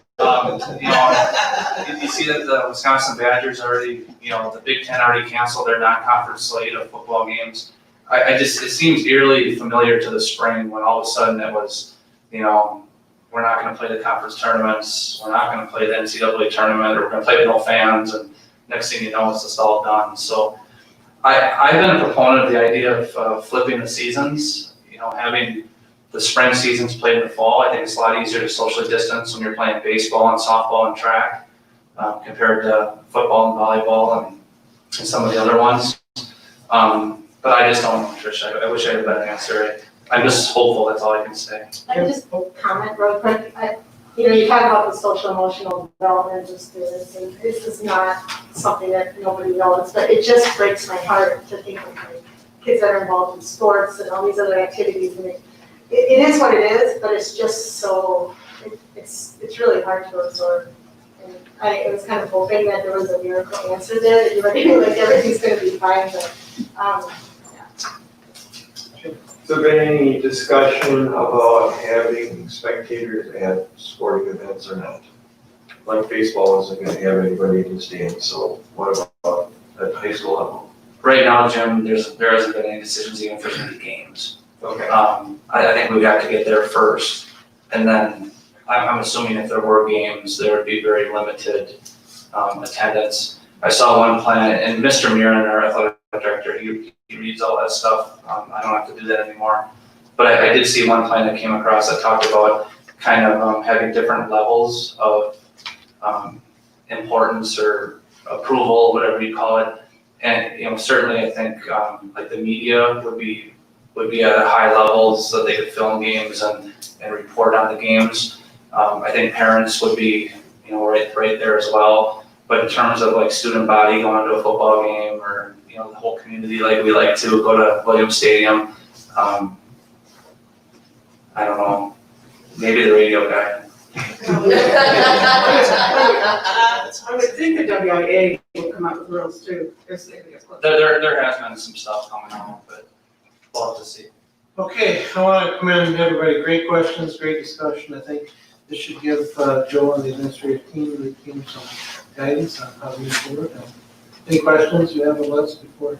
Dave, is there anything that you want to add? Well, I really like the idea of the elementary plan. I think by doing that, looking at that, we're being proactive and setting ourselves up for success. At least we've had a shot at doing it. If we don't do that, and this thing progresses as it has been since it started, I think we're going to be behind the 8 ball all the way out. So I think it's a great idea, and I think we should pursue it. Do any board members object to Sam and our team starting the hiring process as soon as tomorrow for up to 20 positions?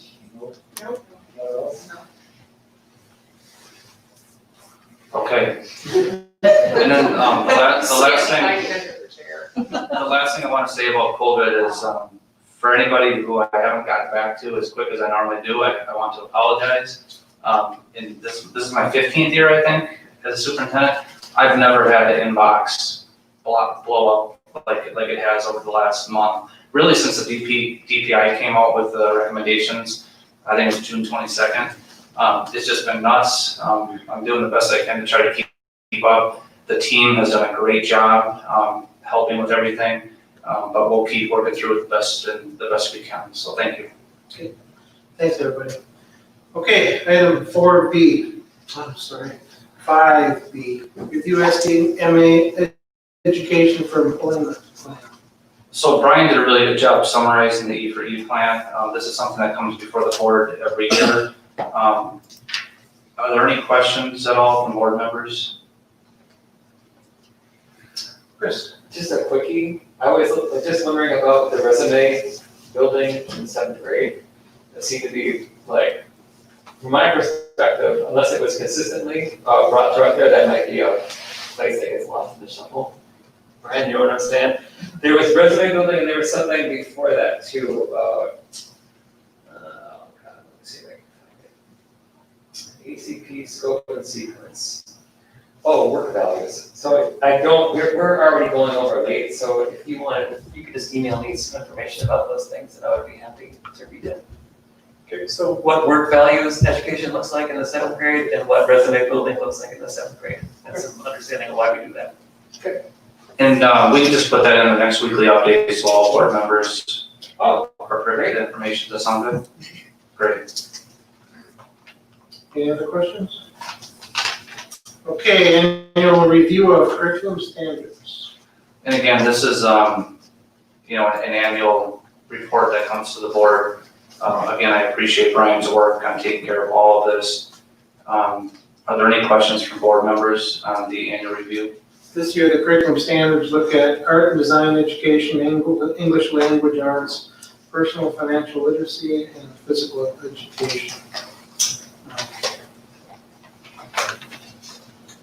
One of the things I looked at in the language arts portion was they talk a lot about phonics at the grade school level and stuff like that. Is that much of a change from where they've been in the past few years?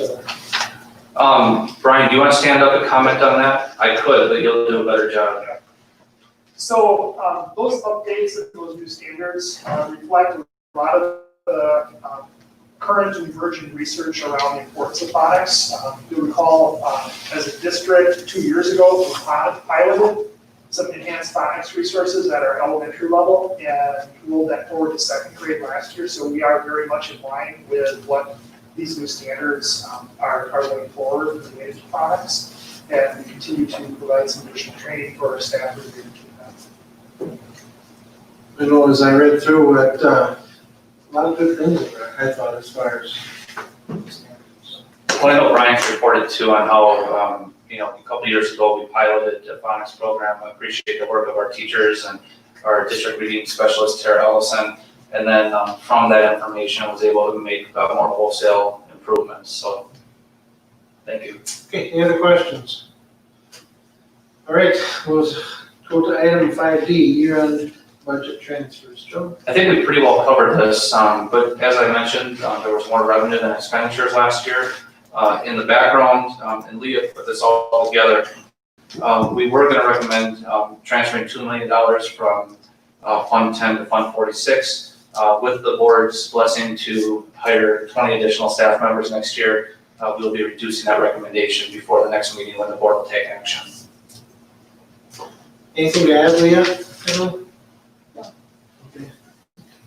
Anybody have any other questions or clarifications on how that works on 46? Okay. Oh, Dave, I better say one more thing. So the July 1st aid estimate came out. That's by state statute. They have to provide us an estimate of what our state aid will be. And it's always a real crapshoot on July 1st because at that point, no one knows where you ended the previous fiscal year on June 30th. Well, the aid estimate projects that we're going to have more aid next year. We're going to see an increase. But that also that projection is based on us spending all of our dollars from last year. And if we're not going to do that by probably $1 million, our estimate will go down. But we also have to keep into consideration that the pie on July 1st is going to be split a lot different when we get to October 15th, I believe. October 15th. So it's pretty impossible to suggest that by not transferring the full amount that we're going to take a hit in state aid. We still might end up staying even, or I suppose it's even possible we could end up ahead. Allows them to kind of what other school districts in the state do with their balances at the end of the school year as well. Okay, thank you. Item 5E, statement related to discrimination and racism in SCMA. And you can see Joe attached the document that he prepared for us at our last meeting. We have the emails from board members down below. I had sent a statement out after the emails. We received the majority of them back, and I know there were 5 of the board members that wished the statement to stay as is and be put out that way. But I guess I didn't entertain any additional comments or discussion. So I'll pass this on. I came up with a statement. I never was able to get it emailed to everybody. I'll just read it and as it comes around. So this is like, consider this as an alternative. The school board of the Menomonie area strongly supports efforts to end systemic racism in the United States. The school board recognizes that efforts to end systemic racism must occur at the federal, state, and local levels. The board endorses legislation in Congress to end the harassment and wanton murder of Black Americans and other minorities in the United States. The school board of the Menomonie area also acknowledges that Wisconsin is one of the most racist states in the United States. The data shows that Wisconsin has the worst African American mass incarceration rate with a rate of 2,542 per 100,000 people. The unemployment disparity between white and African Americans is 4% for white and 12% for African Americans. The wage gap between African American and whites is 37% with the same job. I'm gonna interrupt you. I guess I would ask the board if they want to, everybody has the sheet in front of them. I would like to finish reading this, I really don't like being censored. What is the board's pleasure? Well, it's only gonna take another 60 seconds to read it. I don't think that it will cost, it might cost more to cut them off than in the long run, if it's to read it out. Could you provide a deadline of when you wanted feedback of this item? Yes, we did. The overall income gap is on average 58,000 for whites and 29,000 for blacks. The board recognizes a long history of racism in the community. In the late 1920s, a massive KKK rally was held in Menomonie. Racial discrimination has been and is still directed at our largest minority community among. Many racial bullying incidents have occurred over years in our school district. The board acknowledges that these racial injustices lead to the educational achievement gap, where African American students have significantly lower rates of graduation, academic achievement, college attendance, and degree attainment. The board notes that the district has no policies in place on race, the board notes that the district has policies in place on race-based discrimination. However, the board acknowledges that these policies are only the starting point in ending systemic racism. The board also acknowledges that in dealing with racial matters, the board is handicapped in its ability to respond effectively by its own exclusively European American composition. It is further handicapped by its limited geographic composition, with many board members having lived in geographic isolation in western Wisconsin. The board also acknowledges that the administration of the district is also constrained by the same racial and geographical limitations as the board. The board recognizes that both as individuals and as a board, we must undertake to educate itself on systemic racism and effective steps for ending systemic racism. The board agrees that all board members and administration staff will take implicit bias training. The board will undertake other efforts to educate itself. Possible efforts could include book studies, retreats, and seminars. The board recognizes that equity is the most effective means of ending racial educational divide in the school district, that we must ramp our efforts to achieve equity in the district. The modern civil rights movement began in the late 1940s. It is time that African Americans finally achieved full panoply of civil rights afforded European Americans. Well, I'm going to say, I wish you had turned this in on time, like. Well, as you notice, Jim, I just want to let me finish. Okay. And we'd ask for the comments to be turned in by the Friday after the Monday school board meeting. And then we wouldn't have to have this uncomfortableness in the board meeting.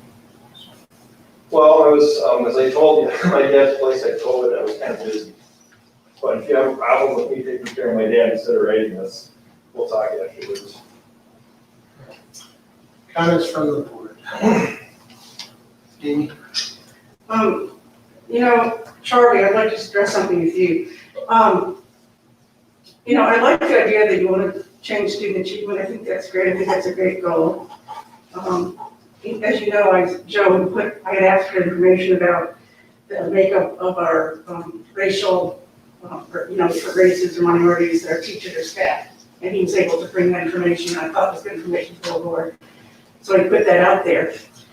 And he also said that you wanted to be educated. One thing that I have a concern about is that you said something about, in your mind, one of the reasons that non-white achievement is lower than whites is that they tend to not attend school as often as their white counterparts. Were you given information about that, or is that just something, you get a study on that? From the school report card, the DPI. Because, if you're assuming, to me, that's discrimination, because we don't know, if you got that information. No assumptions made. Thank you. Yeah. Chris? I guess I appreciate that you, made the Google Doc. I didn't see that it was embedded in that email. So I tried to access the Google Doc, but it said I didn't have permission to. Oh, you still don't? Chris, okay, let me do that. Well, maybe we can see if the board wants to use the Google Doc. It's not, it'd be a violation of open meetings laws for the board to collaborate on a Google Doc outside of the meeting. So I waited till the meeting started and then I linked it in, but I must not have changed the permission settings. So if the board needs the Google Doc, I'll just do that right now regardless. Does it say the same, is it the same statement that we saw? I just plugged in the same statement that I had before. Okay, then we don't need to look at that. Okay. Probably, because we have that embedded in that email. I just didn't know if you needed to make changes or whatever. Well, I'll still give you access. okay, that sounds good. I guess I would probably just, is it okay? One thing that we should consider is that the way that the statement is phrased and presented, this is actually how systemic racism works, is that rather than creating an admission or looking to do something in addition to what's already done, the system or the institution will just state what it already does as being sufficient to address the problem. So when you can create institutional cover that allows you not to take a look at the question of systemic racism by looking at policy, that really illustrates that we don't actually know what systemic racism is, or how it works, or how it gets embedded into procedures and operations, in the way in which that governing bodies operate. So one thing that became clear is that I don't think that many people on the board have done research into what goes into making these statements and what makes them effective. And there are a lot of models that we can look at. I tried to bring this up at the last meeting by looking at specific actionable items that we can do that can illustrate that we're not just reproducing the system as it exists, but we're trying to find ways in which we can improve it by looking at our own, as Jim pointed out, our own insufficiencies in dealing with a problem that's incredibly complex. So when we look at how the experts try to tell us to phrase these questions, I put together a document. Just might be helpful for us to really pause on this one and have a little more information about how people have looked at this issue of making a statement as a way in which you can address systemic racism rather than actually reasserting it. So there's 8 basic components that should go into these statements. And these were compiled by Dr. Benjamin Reese, who does equity at Duke University, and he presented on this to the University of Minnesota. And when you're making a statement regarding systemic racism, it's important that you uncover the factors and the consequences of inaction in the past in order to illustrate what you're going to do in the future. So how he looks at it is that there's 2 categories. Each of these has 4 components. So category 1 is a statement that we need to treat everyone fairly. Like that's one of the essential things that has to go into a statement regarding systemic racism. And that kind of happens in our statement, but not specifically and not explicitly. The second thing that needs to happen there is that we need to have a greater respect for difference. And that kind of happens, but again, it's not explicit. The third thing is that we need to find places for greater inclusion into the process. And that doesn't happen. And the fourth thing that happens in that first category is that we need to express solidarity with the pain that people have experienced because of the system's systemic racism. So those components that seem to be essential to making statements regarding systemic racism, they just aren't in our statement. We reassert policy, which is good policy, but it actually doesn't address the question of what systemic racism is or what we're going to do about it. The second section of components that should go into a statement on systemic racism are a little more complicated. But most of these were in Jim's statement, which I was like, that's really interesting. The first one is, we need to address the facts of institutional and structural racism, what it is, and how it exists within the current climate that we operate in. The second thing that needs to happen is there needs to be acknowledgement of failure of leadership and politics in policing, healthcare, businesses, higher education, and public education to address systemic racism. The third component that should go into it are ways in which that we can describe, wait a minute, I'm getting lost right now. This need for significant changes in wealth distribution, health policies, policing, voting, higher education, etc. And so as a public education, a school system, this component needs to be put into what our learning objectives are for our students. That they are the ones that are being educated in terms of what systemic racism is and how it exists within Wisconsin and within Dunn County. So of all the things that should go into a statement that's been determined by experts as a way to address the question of systemic racism, we don't really have any of them. And so I'm not saying we have to do all of them, but we might want to take a deeper look about the way in which people have thought about the question in ways that we can make a meaningful assessment and then response that takes into account some of the other recommendations that people have made. So that's. Chris, you just threw a lot at us really fast, and it would have been great to have had this in your comments previous. Is that something you can send on through Joe and He's a Dave? super cool guy. All of us? He does I'm not saying it's not, but you just threw a ton of information that's totally discombobulating everything that I thought we were moving forward with today. So if we're gonna revamp the whole statement, it would have been nice to have had this beforehand to process it a little bit. I think there were some very good points in there and some important things that were brought up. But just to hear it, I'm a little more visual. So if you could pass that on to Joe or Dave so we can all take a look, I would appreciate it. Any other comments? Charlie?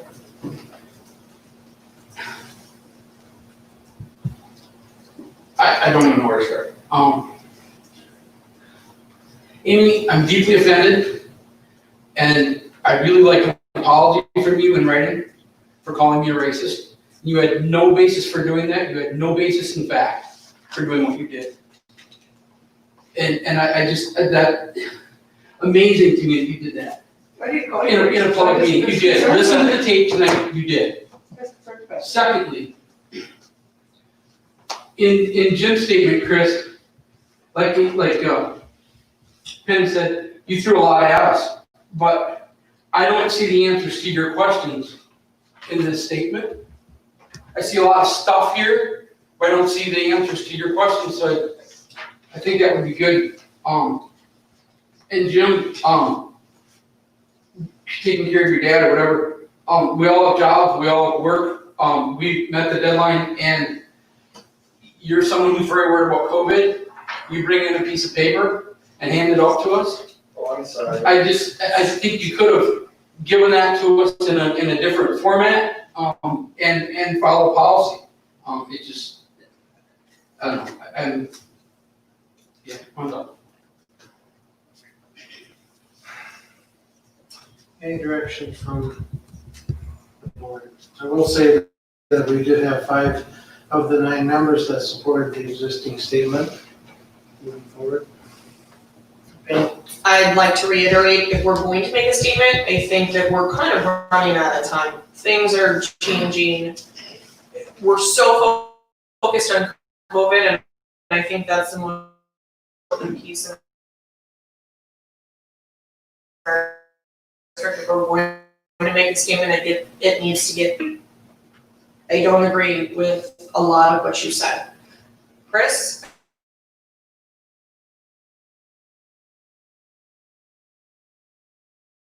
I appreciate you bringing forward ideas. It would have been nice to have them sooner, but if we're going to stay and move forward, because I don't think we need to keep bringing this up. We need to focus on reopening our schools. We need to focus on hiring 20 teachers. We need to focus on budget. Thank you. In consideration of like what we do, we all come here, and we all have some ideas. We work really hard to prepare for this. Everyone does. You guys do, we do. But I did note if we are just gonna put up, and it was important that we made a statement from the board as a whole, that maybe at least some of the ideas that came up in the discussion at the last board meeting could have put into it. So there were some ideas that came up that were discussed from several people, but none of those ideas were put into the Google Doc that then became the new statement as to what the statement on race is gonna be. So it's a little bit disconcerting that those ideas and that dialogue and that investment of time, and Penny, to be real, a lot of my statements that were made in the last board meeting were driven by Dr. Reese's understanding of what systemic racism is. And none of those ideas were put into this new statement, which I can handle, but I would really caution the board about making a statement that shows us to not even understand the concept of systemic racism. I really would make a very general statement about standing in solidarity with people, about reaffirming their pain, and about looking at ways in which we can improve what we're doing. But to make a statement that illustrates to everybody, right, that we don't understand the nature of systemic racism or how to deal with it is not a good place for us to go. And I would rather take a little more time and make a that we can be proud of, just for right now. I mean, it's for like 5 years down the road. The project that we're working on assuage people's concerns about where we're at right now, but this is a statement about how we want to incorporate race into who we are as a district. So I think it's important that we, get it a little bit right. And I don't think the timing is more important than getting a solid statement. Good comments, Amy? I agree with Chris. I think there needs to be something said in there. Also, I could put in my email, and y'all had a chance to read it. Thank you, great to take some time to educate at some point, maybe not today. Something I sent to Joe was something you may all receive. It was the July 6th connection from Wellspeak. It had a teacher that looks like me. I tried not to be part of the solution. And that would be that, that we look at the way we recruit, because it did say, and Charlie, I'm gonna go right back to what you said about wanting to improve student achievement. That's one of our big goals. And we want to change the gap. That's a great idea. That's one of the ideas you can do is to recruit teachers that look like the kids that we teach. So I think that's really important. I told Joe that it was such a long document, but I read it. It was great. It'd be a great tool for us. And in the future, if that's what the board decides that we want to work on, student achievement and the gap, that'd be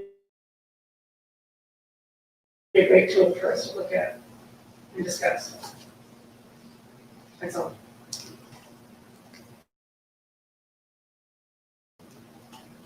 Third time,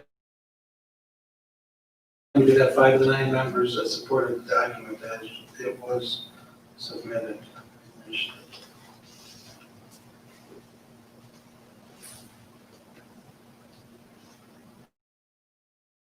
Tricia? I just would say that I wasn't at the last meeting, so I was actually looking forward to this discussion. I read the emails, but just to get a better understanding of where people were coming from.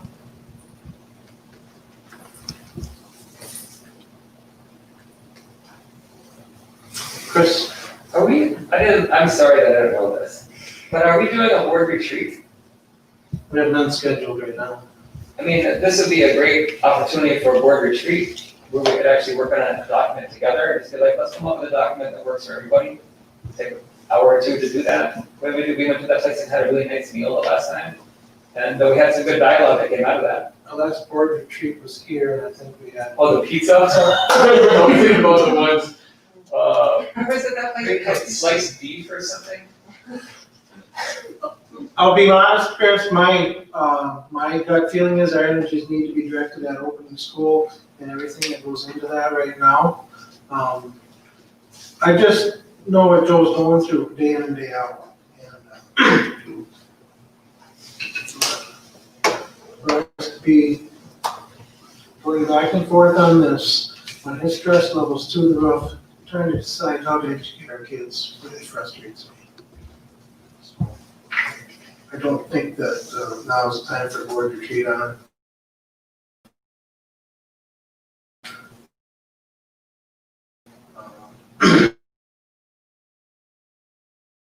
I think we need to, We carry on the tradition of excellence in education in this city and Menomonie like we have in the past. Cliff and then Benny. Just to kind of reiterate, I think the time has passed for the statement. I mean, for it to have the effect that I think the initial intent was, the longer we wait and drag this out and talk about it, the more and more it makes our work toxic and don't get stuff done.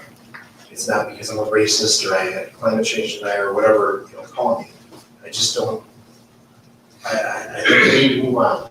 I think we've beat this around a lot. There's a lot of difference in how racism was defined 10, 15, 20 years ago compared to systemic racism now. And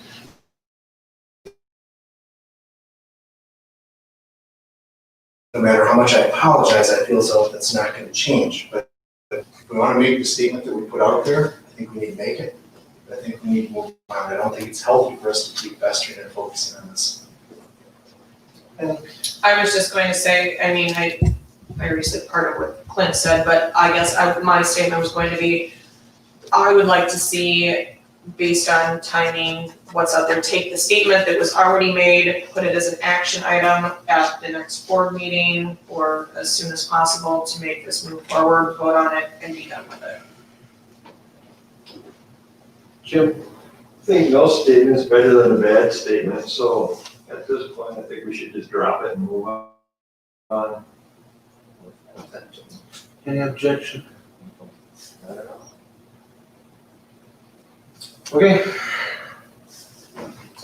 Item F, items related to next board meeting dates, board committees. Do we have to have a vote on something?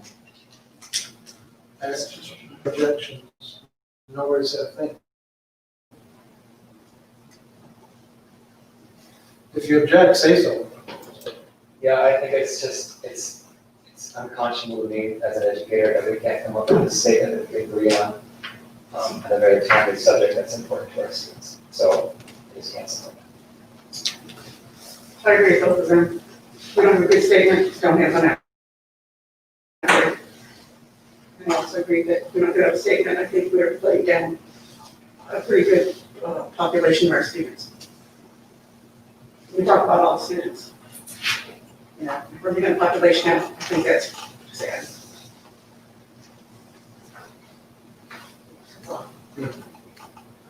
We read our mission statement off. The school district of Menomonie area, by embracing the unique needs, using the strengths of our diverse community, is dedicated to preparing all students to become lifelong learners, caring individuals and responsible citizens. That's what we stand for as a district. I mean, I've heard so many stories from kids and people, you know, I can't even count them all. And they're afraid to say anything because they're afraid to be called lynx, or, you know, that nothing goes anywhere, they say something, it doesn't get fixed, or it doesn't get addressed. That's all I'm saying, you know, I think that we just need to be more, I guess, on top of those kinds of things. That's all. Okay, thanks, Amy. Item 5F, review items related to next meeting dates, board committees, and reports. We have scheduled in August, just to go over a board meeting on the 10th and one on the 24th. The 24th is board meetings at 5 p.m. at the high school with an annual meeting at 6 o'clock. We also have our second meeting in July coming up on the 27th. So, keep those dates in mind. Anything else? Motion to adjourn? Second. Chris, second. All those in favor, signify by saying aye. Aye. Thanks, everybody. Have a great night.